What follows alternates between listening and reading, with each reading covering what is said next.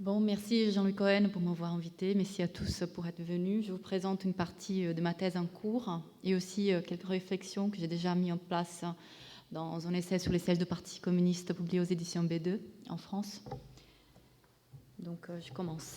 À Vigneux-sur-Seine, dans la banlieue sud de Paris, deux projets significativement différents furent érigés de façon contiguë au début des années 60, situés dans les quartiers de la Patte d'Oie. L'opération La Croix-Blanche, projetée par les architectes Raymond Lopez et Georges Toury, et comprenant des immeubles des Grands Auteurs, fut imposée par l'État comme part d'un programme plus vaste en région parisienne.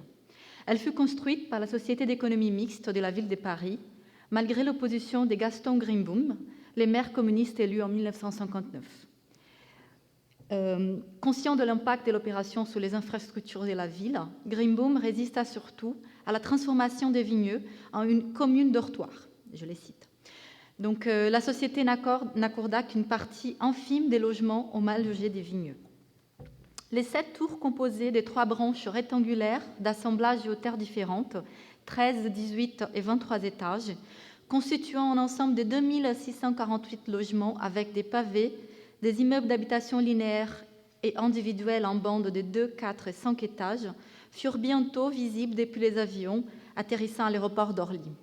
La cadence des constructions fut une donnée importante du projet, avec des façades constituées par des panneaux préfabriqués formant des motifs abstraits. Les tours ressemblaient à des mégalithes fracturés. Posées comme un extraterrestre sur les tissus urbains, ce qu'on peut voir là, la disparité entre les deux, et entourées des parkings d'équipements et d'un centre commercial, tout conçu par les mêmes architectes, les complexes finiraient par accueillir un tiers de ce qui deviendrait la population des Vigneux. Les 7 tours dominèrent son horizon pavillonnaire jusqu'à ce qu'elles furent littéralement transformées en ruines. Aujourd'hui, celles qui restent sont condamnées à être démolies, comme les autres faisant l'objet d'une nouvelle rénovation urbaine visant, et je cite, à la création des bâtiments à l'échelle humaine, selon les mots de l'actuel maire des droites des Vigneux. Les temps où Vigneux faisait partie de la banlieue rouge est fini. Sur un petit bout du même site, le maire Grimboom commanda au même moment les briques rouges visant à abriter la population locale des mal logés. L'opération constitua un total de 5 immeubles d'habitation, comprenant 213 logements au total, auxquels 2 bâtiments avec 60 logements sont ajoutés en 1964. L'idée était aussi de doter la ville d'un centre civique qu'elle n'a jamais eu. Un nouvel hôtel de ville faisant partie du projet mais jamais construit devait également voir les jours au cœur de briques rouges. Les bâtiments constituant les programmes varient non seulement en termes d'auteur, 3, 4 et 9 étages, mais leurs façades sont aussi différentes les unes des autres, dessinées comme une sorte d'assemblage, chacune distinguée par une variété des grandes matières. Pierre meulière, béton brut, briques Vaugirard, briques perforées avec doublage par pan. Leurs parties constitutives, murs, fondations, fenêtres, sont aussi démarquées de façon explicite. Couverts d'un toit à 2 versants, à l'exception de celui de 9 étages, couvert d'un toit terrasse, ces immeubles évoquent surtout les pavillons traditionnels des banlieues. Conçus comme un compromis plastique avec la banlieue par Paul Chemetov depuis 1958, bientôt rejoint par Jean Desroches, les briques rouges demeurent épargnées par la rénovation urbaine de l'actuel maire des Vigneux, mentionné précédemment. Peu après les débuts du projet, les 2 architectes, Desroches et Chemetov, intégreront l'atelier d'urbanisme et d'architecture AUA, une équipe interdisciplinaire pionnière en France unissant architectes, ingénieurs, sociologues, urbanistes et décorateurs. Dans une carte postale de 1969, on peut voir les 2 projets debout, côté à côté, comme dans un photomontage. Leur contraste d'échelle, de composition et de matérialité ne pouvait pas être plus éloquent, comme si les 2 projets n'étaient pas contemporains.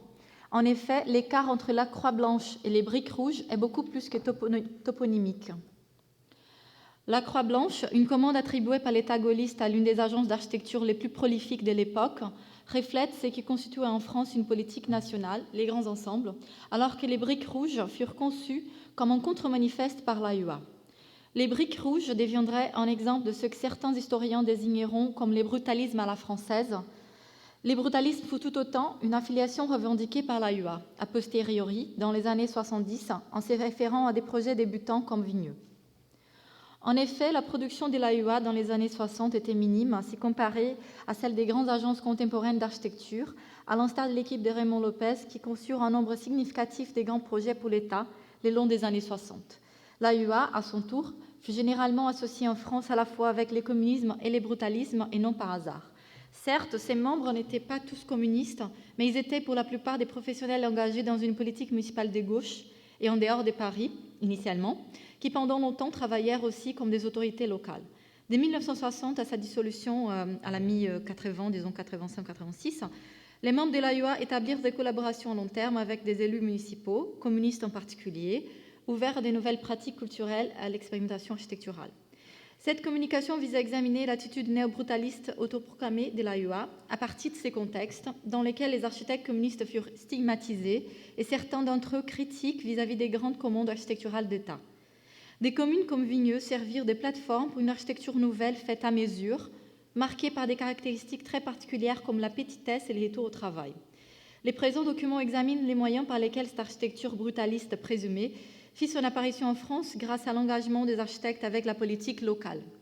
Ainsi, la présente communication ne vise pas seulement à inscrire les œuvres de l'AUA dans la culture matérielle des années 60, mais aussi à enrichir la discussion générale du brutalisme dans son rapport à la politique et à l'idéologie, dont il était déjà question dans les premiers écrits du critique d'architecture anglais Rainer Barnum sur l'épisode brutaliste qu'il finit par consacrer. Les critiques et historiens de l'architecture Jacques Lecan attribuent les termes brutalisme à la française en 1986 au travail d'une nouvelle, et je cite, d'une nouvelle génération qui se démarque de celle des années 50, dont l'atelier du Montrouge et l'AUA vont être parmi les équipes les plus actives. L'exaltation de la matière, l'expression des mises en œuvre souvent artisanales et la rudesse et simplicité des formes sont parmi les caractéristiques énoncées par Lecan pour qualifier les canons de cette version française du brutalisme, parmi lesquels figurent les briques rouges. Même si les bétons bruts de Le Corbusier étaient aux origines du brutalisme, ces derniers seulement infiltrent définitivement la culture architecturale française après la publication en 1970 de Le brutalisme en architecture, éthique ou esthétique, en interrogation, la traduction du livre de Barnum de 1966. Les travaux de l'AUA et de l'atelier de Montrouge de la décennie 60 est en effet ouvertement rédévable à certains projets de l'après-guerre de Le Corbusier, à l'instar de l'unité d'habitation de Marseille ou des maisons Jaoul à Neuilly, qui étaient à leur tour au centre du débat anglais du néo-brutalisme. Mais malgré ces répercussions pratiques, les changements technologiques opérant dans les deux projets corbusiens n'incitent pas des discussions théoriques en France à l'époque de leur construction, par opposition à leur réception internationale.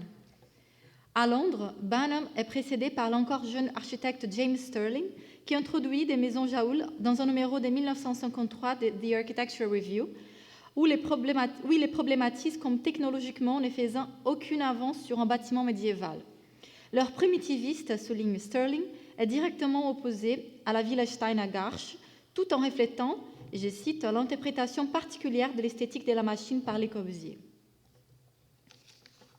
Si les membres de l'atelier de Montrouge avaient collaboré directement avec Le Corbusier et avec Michel Ecochard dans le tiers-monde, où les problèmes de la main-d'œuvre non spécialisée étaient question, ce que Le Corbusier appelle les mal foutus, ce ne fut pas le cas pour l'AUA.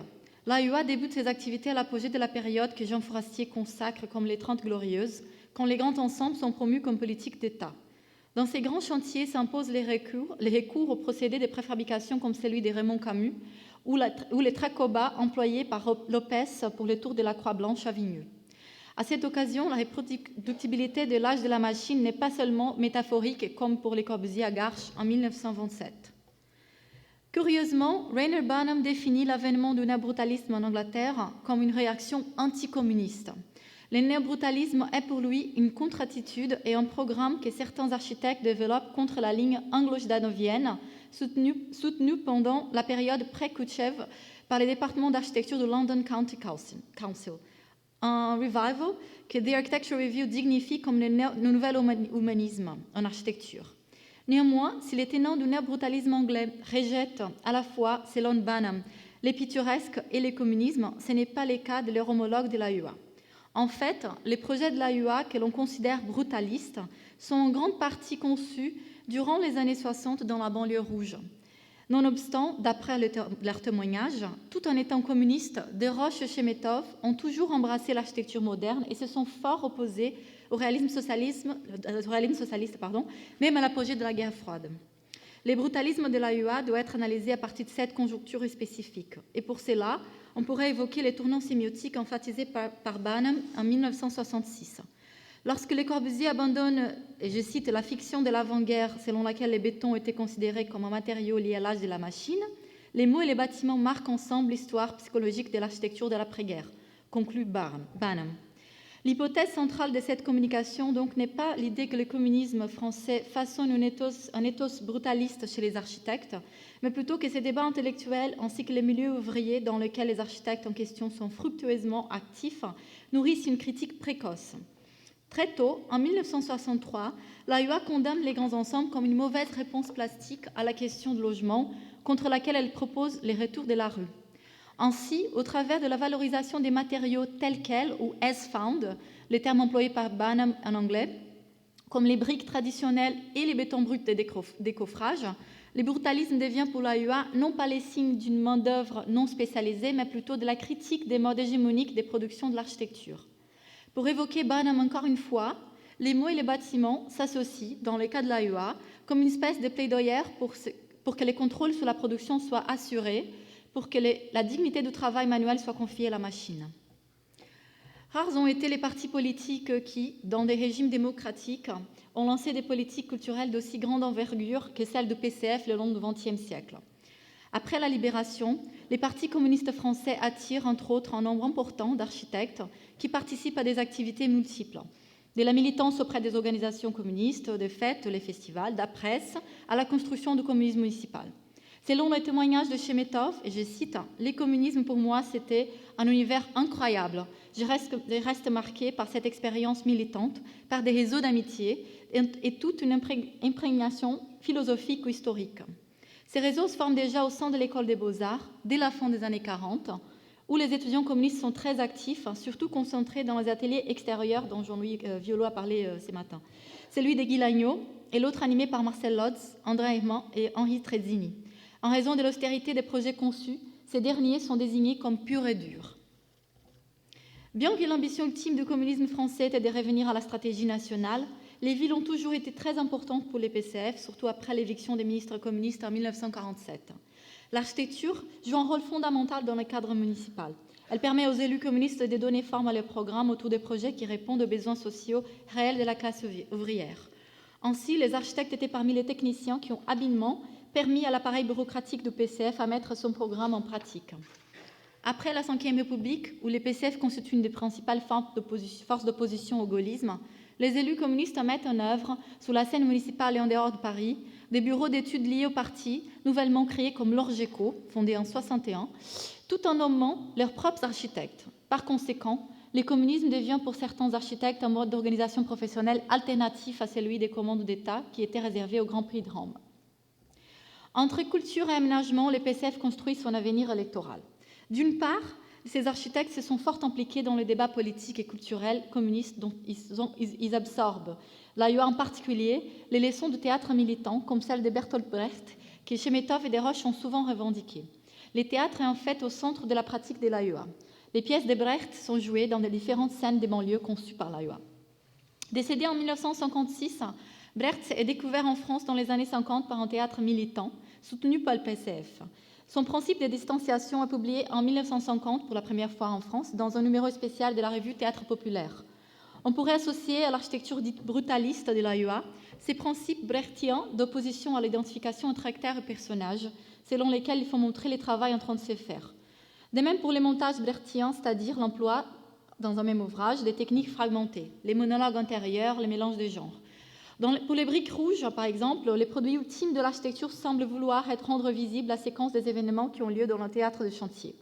Et par ailleurs, à l'époque de sa conception, l'AUA établit déjà des rapports fructueux avec René Alliot. D'autre part, quoique les membres de l'AUA préconisent l'architecture moderne, ils restent sceptiques quant à sa banalisation en France. La banlieue de Paris, avec ses constructions et faubourgs, vient contaminer la pureté et dureté des leçons de Marcel Lotz. Ainsi, ces milieux offrent à ces architectes une alternative à l'orthodoxie moderniste, aboutissant à une association entre la poétique corbusienne de l'après-guerre et la technocratie inspirée des Siam. En 1964, Chemetov publie Donc, un essai était intitulé « Dans les panneaux ». Dans le 8e numéro des forums, la revue que l'AEA publie de 62 jusqu'en 66 en collaboration avec d'autres ateliers de synthèse, c'est comme ça qu'il s'est présent dans la revue, qui émerge en France à l'époque.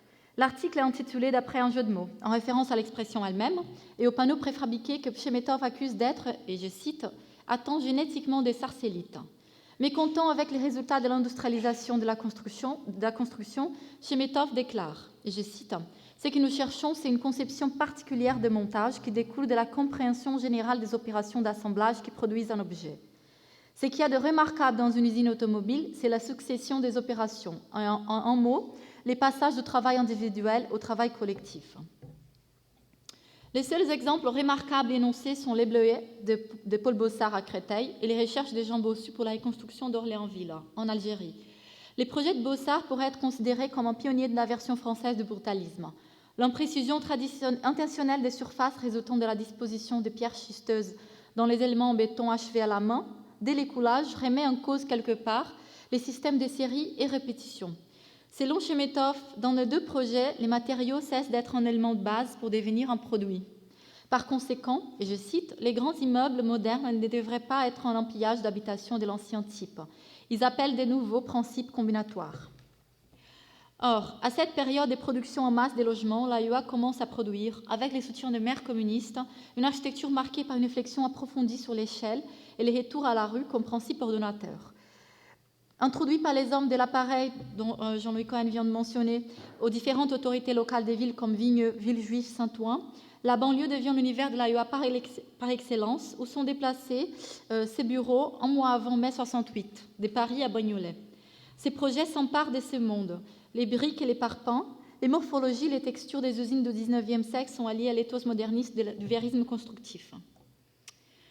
Ainsi, dans cette même année, 1964, s'achèvent justement les briques rouges, les premiers HLM conçus par Chemetov et Desroches, comme une ode au nouveau principe combinatoire invoqué par Chemetov dans Forum. Mais si ces architectes visent à monumentaliser les logements sociaux, c'est-à-dire à honorer ses habitants à l'âge de sa répétition en masse en favorisant les luxes de la simplicité en banlieue, ils donnent le même traitement à des monuments réels. En 1964, Chemetov et Desroches sont aussi appelés à Vigneux pour la mise en place d'un monument de la résistance. Inauguré en 1967, Icare, les bronzes quasi abstraits de Jean-Pierre Desmarchis, est encadré avec les surfaces brutes de murs et de trottoirs conçus en briques et béton. Cet emplacement investi comme une sorte de porte d'entrée théâtrale pour les briques rouges. L'AEA renouait en France un rapport spécifique avec la matérialité de l'architecture, au point d'avoir fait refaire les joints du foyer de personnes âgées de la Courneuve, pour qu'ils soient comme aux maisons Jaoul, d'après Jean Desroches, son architecte avec Chemetov. Organisés comme une chartreuse, les projets en bois, béton et briques convoquent lui aussi les textures et figures de paysages de la banlieue, des places, des entrepôts, des pavillons. Bien qu'ils portent une grande attention à redonner les matériaux traditionnels pour un nouvel emploi à la limite des possibilités artisanales, selon les mots de Chemetov, ils visent aussi à réhumaniser des matériaux modernes comme les bétons, qui sont progressivement associés en France à la banalité de l'architecture des grands ensembles. Ce n'est pas un hasard si l'AEA mène une campagne en 1968 contre la stigmatisation des matériaux modernes. En charge d'un numéro spécial consacré à l'architecture de la revue Médico-Loisirs, donc destinée à des médecins, l'AEA postule les bétons bruts comme un matériau noble. Selon Jean Tribel, et je cite, « La laideur est devenue trop souvent synonyme d'architecture contemporaine. Là encore, comment pourrions-nous emblémer seul le public non averti ? L'ennui est que ce phénomène est encore particulièrement virulent en France. Ainsi, les bétons armés s'est vu accoler automatiquement les qualitatifs affligeants des sinistres et froids quand il n'est pas inhumain. » Après avoir participé aux côtés de Chemetov à la conception et à la construction du siège du PCF à la fin des années 60 avec l'architecte brésilien Oscar Niemeyer, Desroches déclare dans le supplément spécial de la Nouvelle Critique consacré à l'inauguration de la première tranche du bâtiment en 1971, et je cite, « Nous sommes en présence d'une architecture véritablement didactique. Les matériaux sont bruts, dans le sens néo-brutaliste que la fameuse école d'architecture britannique a mis en évidence, c'est-à-dire qu'ils se montrent pour ce qu'ils sont, pas de mensonges. » Si Niemeyer incarne, après la mort de Le Corbusier en 1965, un des seuls maîtres de la phase héroïque de l'architecture moderne encore vivant, quoiqu'il vivrait encore très très longtemps, les sièges du Parti communiste présentés par Desroches comme la confirmation de l'esthétique et de l'éthique constructive de l'AUA. Mais malgré la prospérité économique à la vieille de la crise pétrolière de 1973, la période de la fin des années 60 voit l'émergence en France d'un questionnement à la fois du communisme, du modernisme et de la profession de l'architecte. Après 1968, je ne veux pas trop parler de ça parce que Violo en a parlé ce matin, mais avec la sortie de la majorité de l'école de l'emprise des Beaux-Arts, la production de l'architecture change avec, par exemple, l'avènement de concours d'architecture qui viennent déstabiliser les méthodes de travail d'une équipe comme l'AUA. Les années 1970 témoignent aussi de la disparition des entreprises artisanales et de la généralisation de la critique des grands ensembles. C'est aussi la fin du brutalisme présumé de l'AUA. D'après Christian de Villers, un de ses membres tardifs, le brutalisme de l'AUA ne fut possible que dans une économie de transition, une fascination réciproque unissait des architectes minoritaires et des petits entrepreneurs. Donc, pour conclure, associer une économie spécifique et quelque part à une bureaucratie politique dotée d'une forte base idéologique, le brutalisme de l'AUA fut vraisemblablement un phénomène de marge pour lesquels des matières brutes, l'artisanat et la petitesse visèrent à transmettre un message social. Questionné sur cette époque brutaliste, Chemetov reconnaît y avoir voulu appliquer à l'architecture les méthodes de l'action politique. Il fallait qu'une architecture soit comme une affiche, comme un tract, qu'elle déclare tout d'ego, qu'elle était moderne, différente, contrôlée, de gauche, faite avec des briques pauvres. De l'autre côté de la Manche, Robin Boyd publie en 1967 un article intitulé « The Sad End of New Brutalism », qui explique la fin du brutalisme à partir de son échec comme dialogue social par manque de compréhension populaire. On pourrait, sur cette base, interroger la réception de l'association entreprise par l'AUA dans sa phase dite brutaliste entre mots, affiches, tracts et édifices. À ces propos, en témoignant à Jean-Louis Violo et à Monique Heleb de la réception de Pierre Jouquin, professeur d'allemand qui fut pendant longtemps les membres du comité central de PCF chargé de la culture, lorsqu'on l'a logé dans l'un des logements des Briques Rouges à Vigneux, Paul Chemetov s'est dit horrifié. En faisant l'économie du plâtre au plafond, en béton brut, j'avais réussi à poser du parquet. Et Jouquin de me faire remarquer, tu te rends compte quand même, ils n'ont pas mis de plâtre au plafond. Ce sont vraiment des HLM. Heureusement, j'ai fait plâtrer. En effet, le vérisme constructif des façades des Briques Rouges a très peu à voir avec les murs en fausses briques et du papier peint fleuri tapissant la salle à manger que Chemetov constate chez Jouquin. L'épisode montre bien que cette architecture destinée au peuple n'a pas souvent été comprise ni par lui, ni même par ses représentants communistes qui l'ont souvent commandée. Car même dans son ethos brutaliste, les plus éloquents, l'architecture semble avoir cette capacité à incarner différents récits. Ironie du sort, différemment d'autres bâtiments considérés comme brutalistes qui sont en cours de démolition dans le monde entier, à Vigneux, les Briques Rouges survécurent la croix blanche, sous les auspices d'un maire de droite visant justement à changer l'image de cette ville qui constituait jadis la ceinture rouge de Paris. Merci.